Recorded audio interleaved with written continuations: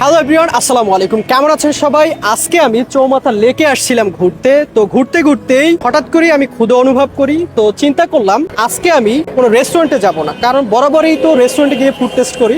তো আজকে মূলত আমি কোনো রেস্টুরেন্টে গিয়ে ফুড টেস্ট করব না, আজকে একটু ইউনিক ভাবে ভিডিওটা শুট করব। সেটা হলো পথে যারা কাজ করে বা অসহায় যারা ব্যক্তি আছে তাদের একজনকে নিয়ে আজকে আমি ফুডটা ট্রাই করব। আজকে আমি দুইটা বিষয় শেয়ার করব। সেটা হলো যে ফাস্ট সার্ভিসের মাধ্যমে আমি ফুডটা নিয়ে আসবো, তাদের সার্ভিসটা কেমন, তাদের নামের সাথে কাজের কতটা মিল থাকে, এবং যে রেস্টুরেন্ট থেকে আমি ফুড নিয়ে আসবো সেই ফুডের টেস্টটা কেমন হয় সেটা আমি একটা লাইভ রিভিউ দেওয়ার চেষ্টা করব। তো দেখা যাক কাকে পাওয়া যায় এই ভিডিওতে। So let's go and let's C.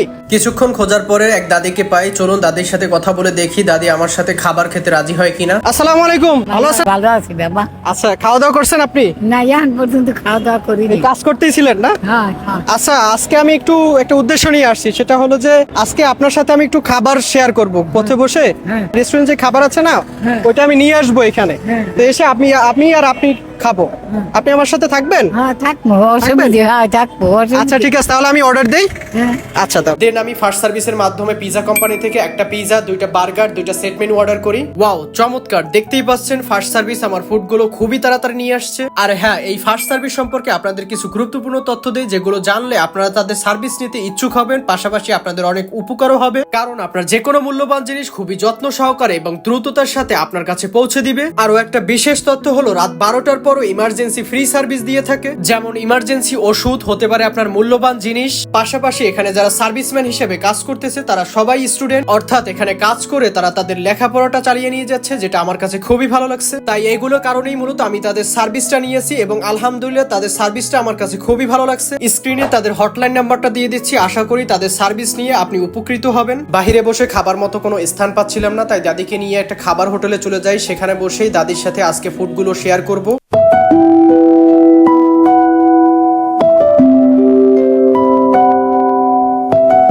এই খাবারগুলো কি দেখছেন আর কখনো? না। কেমন লাগতেছে আপনার কাছে?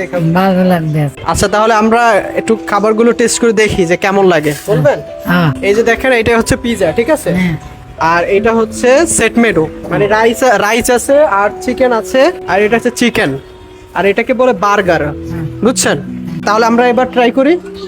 হ্যাঁ, ভালো লাগতেছে আপনার? হ্যাঁ, ভালো লাগবে।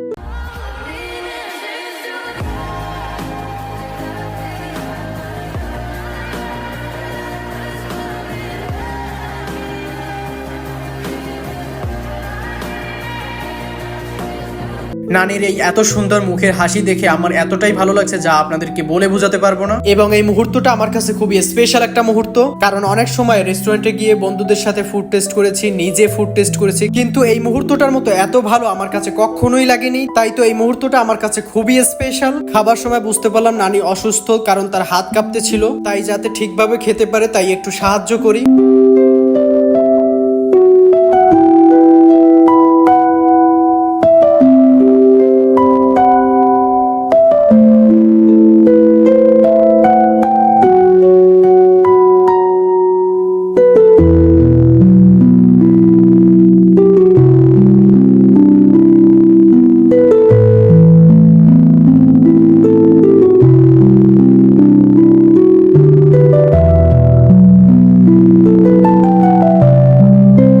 আশা করি ভিডিওটা পজিটিভ ভাবে নেবেন। কেমন ছিল আজকের ভিডিওটা? এমন ভিডিও যদি আরো দেখতে চান অবশ্যই কমেন্ট করে জানাবেন। আর হ্যাঁ, আমার কাছে ফুডগুলো টেস্ট দারুণ লাগছে, বিশেষ করে পিজাটা আমার কাছে খুবই ভালো লাগছে। এখন দেখা যাক নানি কি বলে। আচ্ছা নানি, আপনার কাছে খাবারগুলো কেমন লাগছে? মজা লাগছে, খুব ভালো লাগছে? খুব ভালো লাগছে। এর আগে আর কখনো খাইছেন?